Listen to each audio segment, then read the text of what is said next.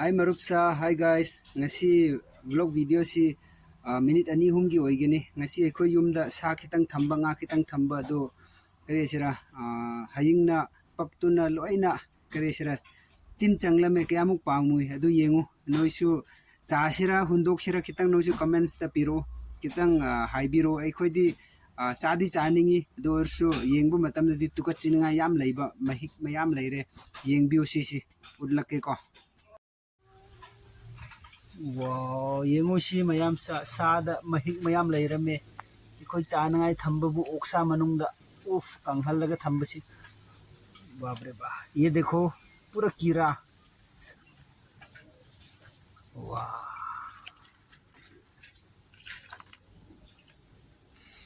याम पामुए सिदी वा हाइंग न लोइना मथि फाइरम लगा मो लेरम क्रेदा रम तौसिरो को सिदी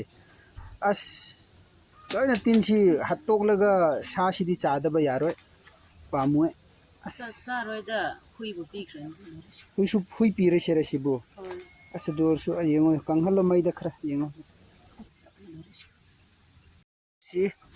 सिदा ngasu tin change aduga sasu tin change asigisi lawraga yenghange phajana tin changbdo yengu ko phajana se yengu mayam sa ngada mahik changlangbe khajingna lone mathi phairamba oiramba tare sidi wow sidi ngadi kari chagira babre ba tukachida rak yengu si undok khasiko undok chaba yara kari tawbirda huibu pizza khasi babre ba undok loida chagani da si tin siga thonglaga chasira ko ai rak tin duk cha he khangdra sadagi thokpani ngadagi thokpani na adudu yengo manungda mahikto wa adu thokpudu oh shama tagre si amuk si ani tare si oh udro wiko babre yengo si ish si makai si taram bane bobo yengo si lao yengo si mahikto si mahik mayam leibu udro si yengo do nga lau thoga yeng si yengo si udro chaning bra do yengo si बापरे बा इश SIM कैसे बा